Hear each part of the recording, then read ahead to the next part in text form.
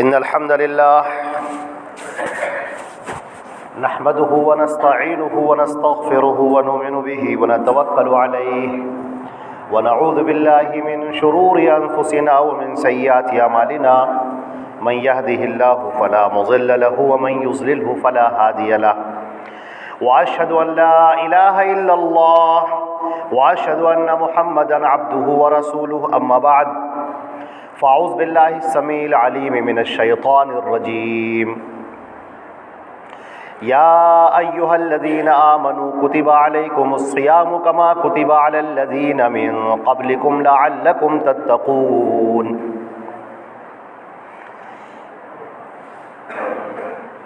اللهم صل على محمد وعلى آل محمد وبارک وسلم۔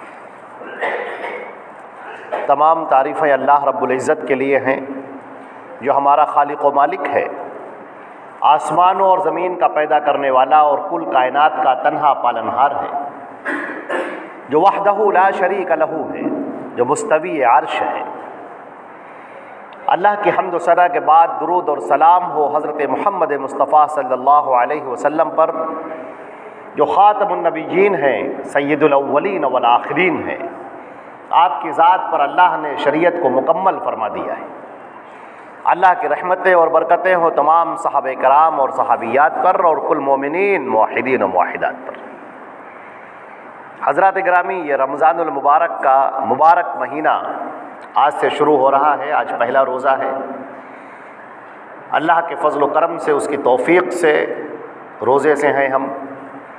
اللہ نے یہ ہمیں رمضان کا مبارک مہینہ عطا فرمایا۔ کتنے ہی ایسے لوگ تھے جو گزشتہ سال تھے، ہمارے ساتھ نماز پڑھتے تھے، روزہ رکھتے تھے، مگر اب وہ ہمارے ساتھ نہیں ہیں۔ اسی طرح سے کون کہہ سکتا ہے کہ آج جو ہم سب لوگ یہاں بیٹھے ہیں نماز اور روزے میں مشغول ہے، آئندہ سال ہم میں سے کون رہے اور کون نہ رہے؟ اللہ کا لاکھ لاکھ شکر ہے، اس کا احسان ہے کہ اس نے یہ رمضان المبارک کا ماہ، یہ مہینہ ہمیں عطا فرمایا ہے۔ اللہ نے قرآن پاک میں ارشاد فرمایا کہ اے ایمان والو، یہ روزے تم پر فرض کیے گئے جیسے کہ تم سے کی پہلی کی امتوں پر فرض کیے گئے، تاکہ تم تقوی والے بن جاؤ، لعلکم تتقون۔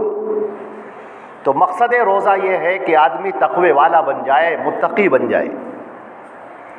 تقوی والا انسان کب بنتا ہے؟ متقی انسان کب بنتا ہے؟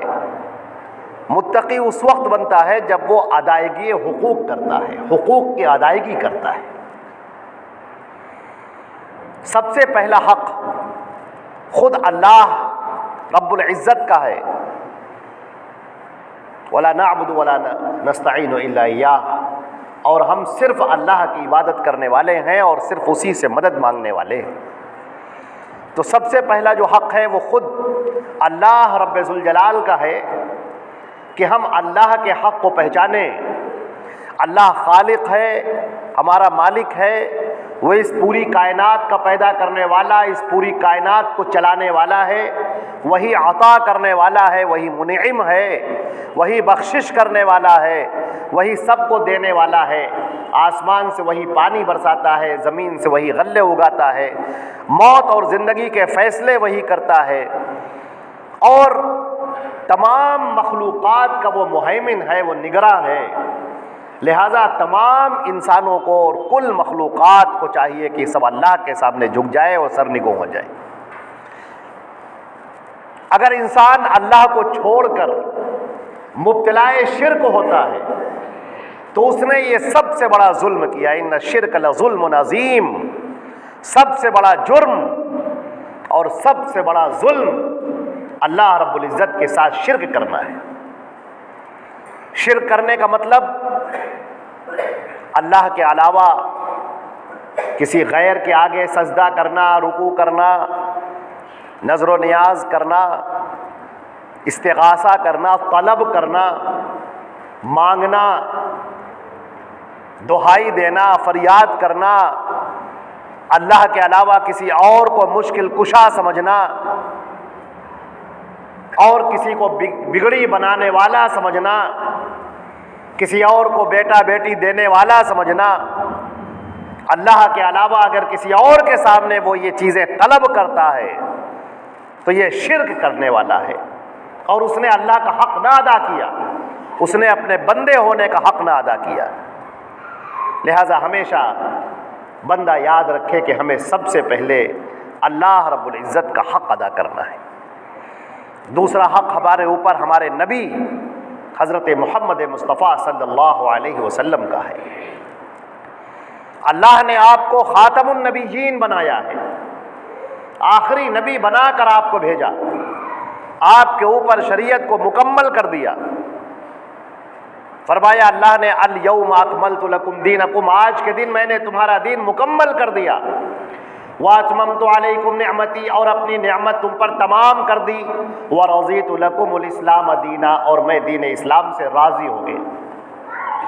ہمارے نبی صلی اللہ علیہ وسلم کا ہم پر حق یہ ہے کہ سب سے پہلے ہم ان پر ایمان لائیں اور ان کو نبی مانیں، ان سے محبت کریں اور ان کی اطاعت کریں۔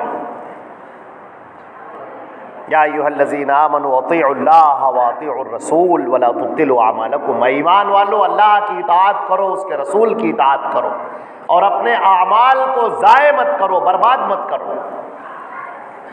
اللہ نے قرآن پاک میں فرمایا وَمَن يَبْتَغِ غَيْرَ الْإِسْلَامِ دِينًا فَلَن يُقْبَلَ مِنْهُ وَهُوَ فِي الْآخِرَةِ مِنَ الْخَاسِرِينَ۔ دین اسلام کے علاوہ، یعنی وہ دین جو حضرت محمد مصطفیٰ صلی اللہ علیہ وسلم نے پیش کیا ہے، اس دین کے علاوہ اگر کوئی اور دین کو اپنائے گا تو وہ آخرت میں قابل قبول نہ ہوگا، اور وہ خسارہ اٹھانے والوں میں سے ہوگا، نقصان اٹھانے والوں میں سے ہوگا۔ لہذا ہمیں سب سے پہلے یہ جاننا ہے کہ ہمارے نبی حضرت محمد مصطفیٰ صلی اللہ علیہ وسلم کا یہ ہم پر حق ہے کہ ہم ان کی اطاعت کریں، انہوں نے جو فرمایا ہے ہم اس کی اطاعت کریں، جیسا کہ اللہ نے قرآن پاک میں فرمایا وَمَا آتَاكُمُ الرَّسُولُ فَخُذُوهُ وَمَا نَهَاكُمْ عَنْهُ فَانْتَهُوا، رسول جو تمہیں دے وہ لے لو، اور جس بات سے منع کرے اس سے ٹھہر جاؤ۔ نبی کریم صلی اللہ علیہ وسلم کی باتوں کو، ان کے اقوال کو عام انسانوں کی طرح سمجھ لینا کہ عمل کریں نہ کریں کوئی بات نہیں، یہ نبی کے حق کی پامالی ہے۔ اللہ نے قرآن پاک میں فرمایا وَمَا أَرْسَلْنَا مِن رَسُولٍ إِلَّا لِيُطَاعَ بِإِذْنِ اللَّهِ، ہم نے جو بھی رسول بھیجا ہے وہ اس لیے بھیجا تاکہ اللہ کے حکم سے اس کی اطاعت کی جائے، اس کی بات مانی جائے۔ اگر آپ نے رسول کو رسول تو مانا اور بات ان کی نہ مانی تو پھر آپ نے رسالت کا حق نہ ادا کیا، آپ نے اپنے امتی ہونے کا حق نہ ادا کیا۔ لہذا ہمارے اوپر سب سے پہلے یہ لازمی ہے کہ ہم اپنے نبی صلی اللہ علیہ وسلم پر ایمان لائیں اور ان کی باتوں کو ہم مانیں، ہم عمل میں لائیں، ان کی باتوں کو ہم تسلیم کریں، ان کی باتوں پر ہم عمل کریں۔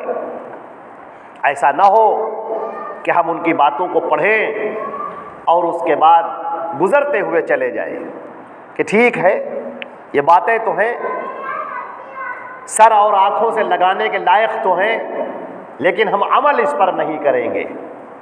لہٰذا ہمیں اپنی زندگی کے اندر بدلاؤ لانا ہے اور ہمیں اپنے نبی کی اطاعت کرنی ہے۔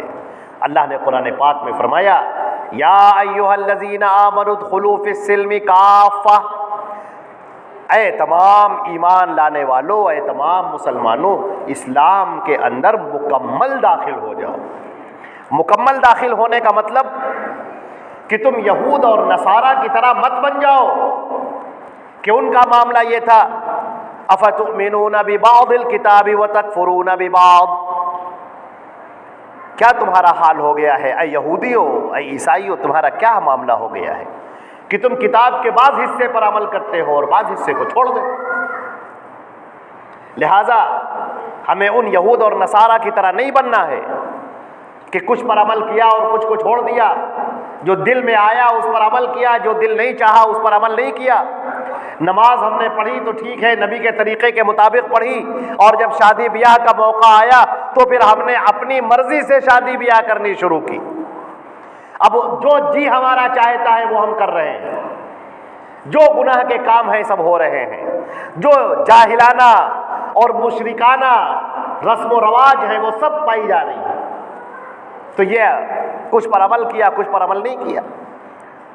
جب قرآن پاک کی تلاوت کرنے بیٹھے تو بہت اچھی طرح سے تلاوت کی، آنکھوں سے آنسو بھی جاری ہو گئے، اور جب اپنے آفس میں پہنچے اور پھر موقع آیا تو پھر ہم رشوتیں بھی لینے لگے، غلط کام بھی کرنے لگے۔ تو یہ آدھے پر عمل کرنا، آدھے پر عمل نہ کرنا، یہ مناسب نہیں۔ یہاں ہمارا تو معاملہ یہ ہے کہ جو بھی ایک رائی کے دانے کے برابر بھی نیک کام کرے گا وہ اللہ کے ہاں پالے گا، اور جو رائی کے دانے کے برابر بھی برا کام کرے گا وہ بھی اس کو دیکھ لے گا۔ ہمارا ہر عمل ریکارڈ ہو رہا ہے، ہماری زندگی کے جو بھی ہم عمل کر رہے ہیں اچھا یا برا یہ سب نوٹ کیا جا رہا ہے۔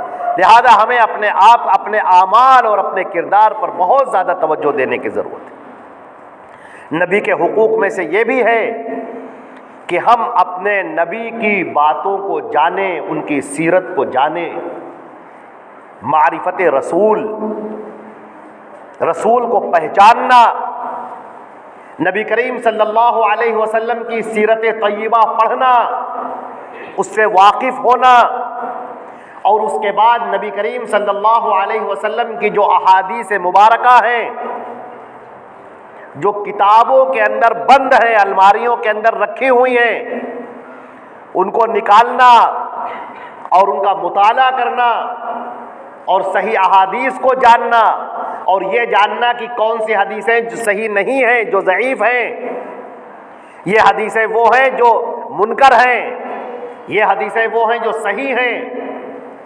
اپنے نبی صلی اللہ علیہ وسلم کے قول کی چھان اور پٹخ کر کے لینا، اپنے نبی کی طرف کوئی بات غلط منسوب نہ ہو جائے، نبی کے نام پر کوئی جھوٹ بولا نہ جائے، نبی کے نام پر کوئی غلط کام کیا نہ جائے۔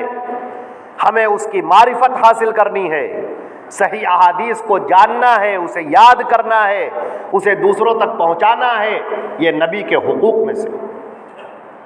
عزیزان محترم، صحابہ کرام کا بھی ہم پر حق ہے۔ صحابہ کرام وہ کڑی ہیں جنہوں نے اللہ کے پیارے رسول حضرت محمد مصطفیٰ صلی اللہ علیہ وسلم کی زبان مبارک سے احادیثیں لیں، ان پر عمل کیا، آپ کے سامنے مسائل پیش کیے، آپ سے انہوں نے علم حاصل کیا، اور اس کے بعد اسے دوسروں تک پہنچایا۔ اسلام کے دشمنوں کی شروع سے یہ کوشش رہی کہ کسی طرح سے اسلام کو ختم کر دیا جائے اور اس کی چھت کو گرا دیا جائے۔ لہذا پہلے تو انہوں نے اللہ رب العزت کے بارے میں شک پیدا کرنے کی کوشش کی، قرآن پاک کے بارے میں شک پیدا کرنے کی کوشش کی، نبی کریم صلی اللہ علیہ وسلم کے اوپر بے جا اتہامات اور بہتان لگائے اور ان کی حیثیت کو کم کرنے کی کوشش کی، اور جب اس میں بھی وہ کامیاب نہ ہوئے، اللہ کے نبی کے نام پر جھوٹ بولنے کی کوشش کی، جھوٹی حدیثیں گڑھنے کی کوشش کی، لیکن جب اس میں بھی کامیاب نہ ہوئے تو انہوں نے سوچا کہ اس ربط کو کاٹ دیا جائے جو مسلمانوں کے اور نبی کے درمیان ہے۔ مسلمان اپنے نبی کی باتوں کو جانتے ہیں صحابہ کرام کے واسطے سے، لہذا کیوں نہ ان صحابہ کرام کو ہی مشکوک قرار دے دیا جائے۔ اب اس کی شروعات سارے صحابہ کو تو ایک ساتھ برا نہیں کہا جا سکتا، ورنہ عقل مند سے عقل مند آدمی جو بھی ہوگا وہ بھی سامنے کھڑا ہو جائے گا، کہے گا یہ تم کیا کر رہے ہو۔ لہذا انہوں نے صحابہ کرام کا انتخاب کرنا شروع کیا، فلاں صحابی، فلاں صحابی، فلاں صحابی، اس کو برا کہو، پھر اس کو برا کہو، پھر ان کو برا کہو، لوگوں کے سامنے کہو کہ دیکھیے ہم باقی تو صحابہ کو مانتے ہیں مگر یہ لوگ صحیح نہیں ہیں، سب کو تو مان مگر یہ صحیح نہیں ہے۔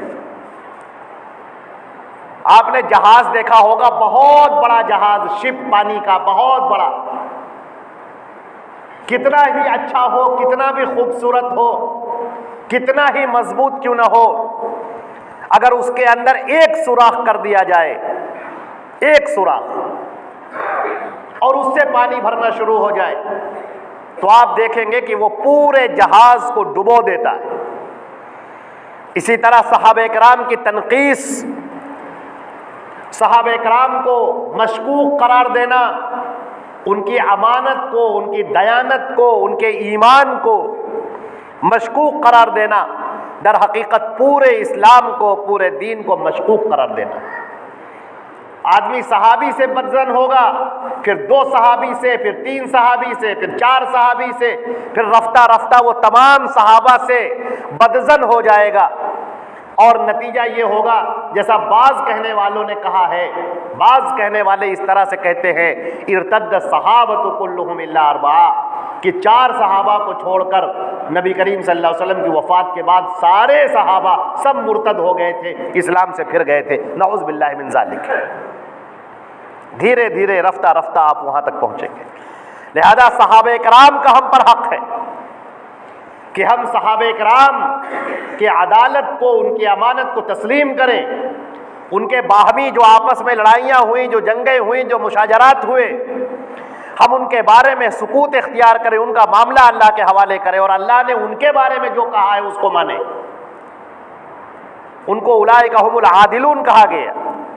محمد رسول اللہ والذین معہ اشداء علی الکفار رحماء بینہم تراہم رکعا سجدا یبتغون فضلا من اللہ ورضوانا سیماہم فی وجوہہم من اثر السجود ذلک مثلہم فی التوراۃ والانجیل۔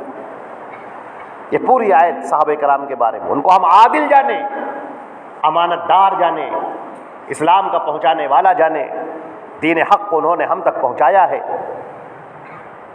صحابہ کرام کے حق کے بعد اس رمضان المبارک کا بھی ہم پر حق ہے۔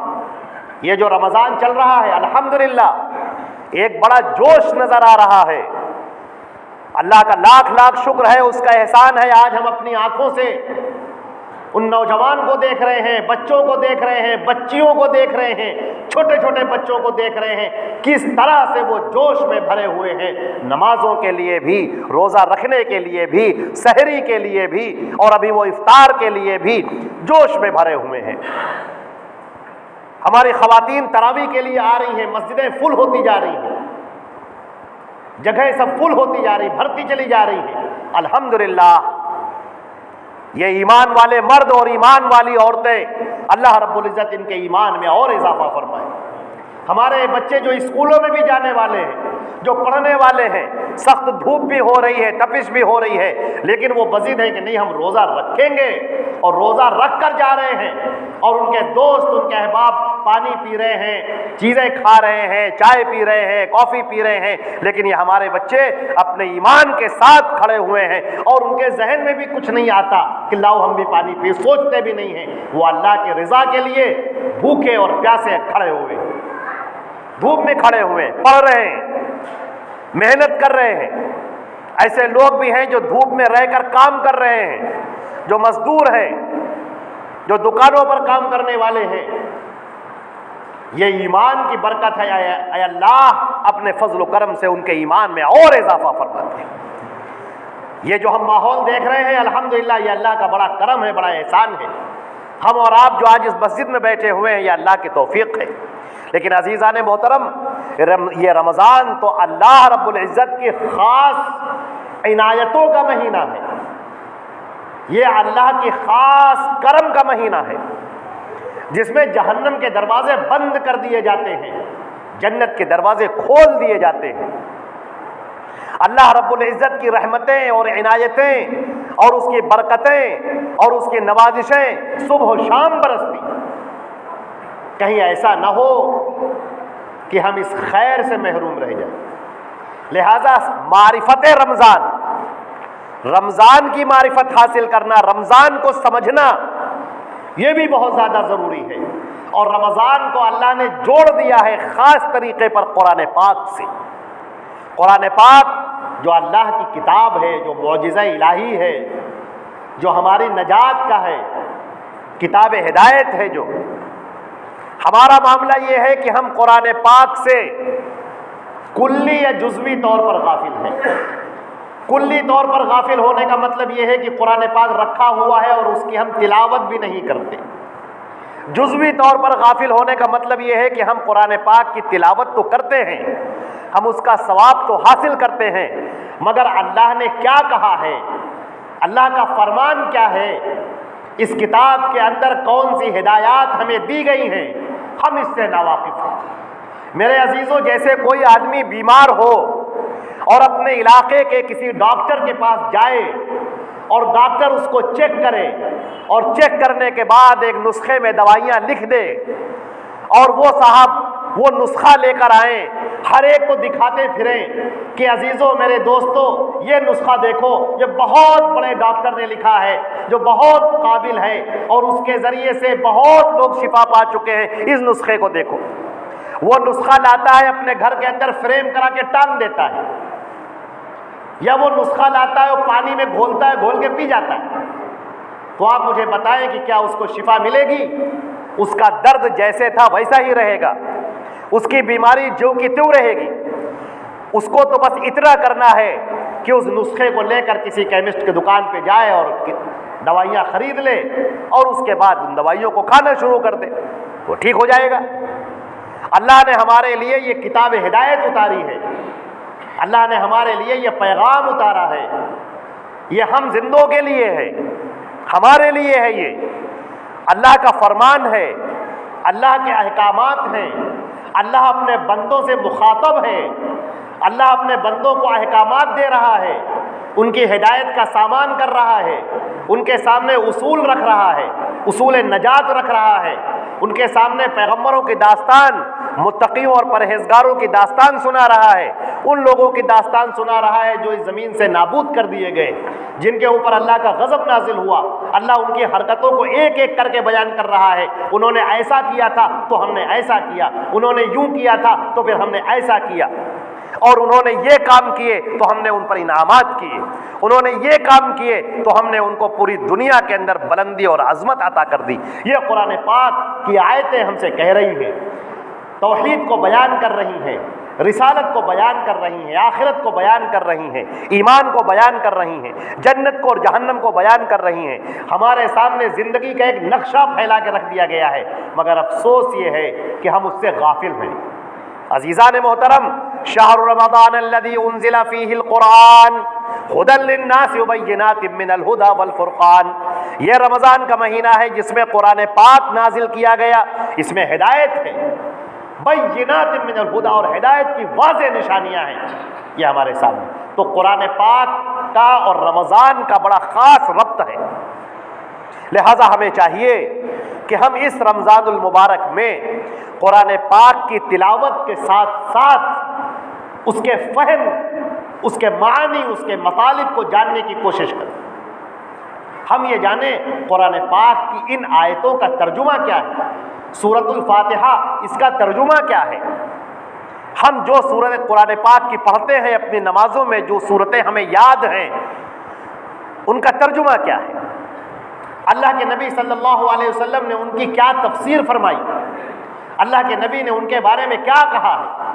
یہ ہم اس لیے کہہ دے رہے ہیں کہ بعض لوگ صرف قرآن پاک کو پڑھتے ہیں اور حدیثوں کو نہیں پڑھتے، حالانکہ صحیح بات یہ ہے کہ اللہ نے فرمایا ہے لِتُبَيِّنَ لِلنَّاسِ مَا نُزِّلَ إِلَيْهِمْ. اے نبی، یہ آپ کا کام ہے کہ جو ہم قرآن اتار رہے ہیں آپ اس کو سمجھائیں، لوگوں کو اس کی وضاحت کریں. لہٰذا اس قرآن پاک کی تفسیر، اس کی تشریح، ایکسپلینیشن، اس کی وضاحت اللہ کے نبی صلی اللہ علیہ وسلم نے جو فرمائی ہے وہ معتبر ہے اور وہی معتبر ہے. لہٰذا ہمیں قرآن پاک کو سمجھنا ہے اور احادیث نبویہ کو سمجھنا ہے. اس طرح سے وہ سچا اسلام ہمارے سامنے آئے گا جو اللہ کے نبی پر نازل ہوا تھا، اور ہم اس اسلام سے بچ جائیں گے جو ڈپلیکیٹ اسلام ہے، جو فیک اسلام ہے، جو لوگوں نے بنا رکھا ہے، جاہلی رسم و رواج، غلط طریقے، غلط عقیدے، بدعات، خرافات، وہ سب ہم اس سے بچ جائیں گے. عزیزان محترم، اس رمضان المبارک میں اللہ کو یاد کرنا ہے، کثرت سجود کرنا ہے، نوافل کی کثرت ہو، اللہ کا ذکر ہو، دعائیں ہوں، اللہ سے مانگنا ہو، تڑپ کر مانگنا، گڑ گڑا کر مانگنا، بے قرار ہو کر اسی کو پکارنا، یا اللہ رب العزت کے سامنے ہم جھک جائیں اور اس سے مانگنے والے بن جائیں، یہ سب عبادت کی شکلیں ہیں۔ اور بندہ اللہ سے قریب ہوتا چلا جاتا ہے، اللہ اس بندے کو اپنے سے قریب کرتا چلا جاتا ہے اور اس کے اوپر اپنی نعمتیں لٹاتا ہوا چلا جاتا ہے۔ عزیزان محترم، اور اس کے ساتھ ساتھ ہمیں حق پہچاننا ہے، اپنے ماں کا، اپنے باپ کا، بھائی کا، بہن کا، رشتہ داروں کا، حتیٰ کہ پڑوسیوں کا۔ اور عزیزان گرامی، صرف اتنا ہی نہیں بلکہ ہم جس کے ساتھ تھوڑی دیر کے لیے ہوتے ہیں، وہ اسکول میں ہو یا آفس میں ہو یا کسی کمپنی میں ہو یا بس کے سفر میں ہو یا ٹیکسی پہ ہو جو ہمارے پاس میں آ کر بیٹھ گیا، بس کے سفر میں جو ہماری سیٹ اس کی سیٹ کے بغل میں ہو گئی، یا ملازمت کے دوران ہم جن کے ساتھ میں رہتے ہیں، ان سب کا ہم پر حق ہے۔ ہمیں ان کی رعایت کرنی ہے، ان کے حقوق کو ادا کرنا ہے، اپنی زبان سے، اپنے ہاتھ پیروں سے ان کو تکلیف نہیں پہنچانی ہے، یہاں تک کہ راستے کا بھی حق ہے۔ جس راستے سے ہم نکلتے ہیں، اگر کوئی پتھر پڑا ہے، کوئی کانٹا پڑا ہے، تکلیف دہ چیز پڑی ہے، اس کو دور کرنا، راستے میں اس طرح سے چلنا کہ دوسروں کو تکلیف نہ ہو۔ آج بہت سارے لوگ اپنی گاڑی کھڑی کر دیتے ہیں، اب بیچارے بعد میں آنے والے پریشان رہتے ہیں۔ میرے بھائی، یہ راستے کا حق نہیں ہے، یہ آپ تکلیف پہنچا رہے ہیں۔ ایک مومن کیا کسی کو تکلیف دیتا ہے؟ ایک مومن تو جانوروں تک کو تکلیف نہیں دیتا، وہ چیونٹیوں کو تکلیف نہیں دیتا، وہ بے زبان جانوروں کو تکلیف نہیں دیتا، ان کے بھی حقوق ہیں۔ ہمارے نبی صلی اللہ علیہ وسلم نے ان جانوروں کے بھی حقوق فرمائے ہیں۔ لہذا ہمیں اس رمضان المبارک میں خاص طور سے، اور رمضان تو ٹریننگ کا مہینہ ہے، اس کے بعد پورے سال ہمیں دوسروں کے حقوق ادا کرنے ہیں۔ اور قیامت کے نشانیوں میں فرمایا گیا ہے کہ ایک وہ زمانہ آئے گا جب لوگ حقوق کو پامال کریں گے۔ صحابہ نے پوچھا، اللہ کے رسول پھر ہم کیا کریں؟ آپ نے فرمایا، تؤدوا ما علیکم، تم وہ حق ادا کرو جو تمہارے اوپر ہے، اور جو لوگوں کا حق تمہارے اوپر ہے اس کو چھوڑ دو، اس کو اللہ کے حوالے کر دو۔ تم اچھائی کرو، وہ سامنے والا تمہارے ساتھ اچھائی نہیں کر رہا ہے، اس کی فکر مت کرو، اس کو اللہ کے حوالے کرو۔ تمہارا اعمال ریکارڈ ہو رہا ہے، تمہارا عمل لکھا جا رہا ہے، تم اس کو پورا کرو، تم اس کو لکھو۔ فرشتے جو لکھ رہے ہیں تمہاری نیکیاں لکھیں، تمہارا پورا کردار، تمہاری یہ پوری زندگی کے لیل و نہار، یہ سب نوٹ کیے جا رہے ہیں، اور اللہ کے ہاں ان کا بہترین بدلہ ملے گا۔ کل جب قیامت کا دن ہوگا، بلکہ اس سے پہلے جب ہماری موت کا وقت آئے گا اور فرشتہ آئے گا اور کہے گا کہ چل اپنے رب کی طرف، اور اس دنیا سے تیرا وقت ختم ہوتا ہے اور دوسری دنیا میں داخل ہو جا، چل اللہ کی رضا کی طرف، اللہ کی نعمتوں کی طرف، وہ وقت ہمارے لیے کتنی خوشی کا دن ہوگا، کتنا عمدگی کا دن ہوگا۔ اور وہیں پر قرآن پاک نے فرمایا ہے، کچھ ایسے بھی لوگ ہوں گے یضربون علی وجوہہم وادبارہم، فرشتے ان کے چہروں پر اور ان کے پیٹھوں پر تماچے مارتے ہوئے، گھونسے مارتے ہوئے لے کر جائیں گے۔ اے اللہ، تو ہمیں ان مجرموں میں سے مت بنا، ہمیں ان لوگوں میں سے بنا یا اللہ جو تیری رضا چاہنے والے ہیں، جو تیرا انعام لینے والے ہیں۔ یا اللہ ہم پر اپنا انعام فرما۔ میں اپنی باتوں کو انہی باتوں پر ختم کرتا ہوں۔ اقول قولی ھذا استغفر اللہ لی ولکم ولسائر المسلمین من کل ذنب فاستغفروہ انہ ھو الغفور الرحیم۔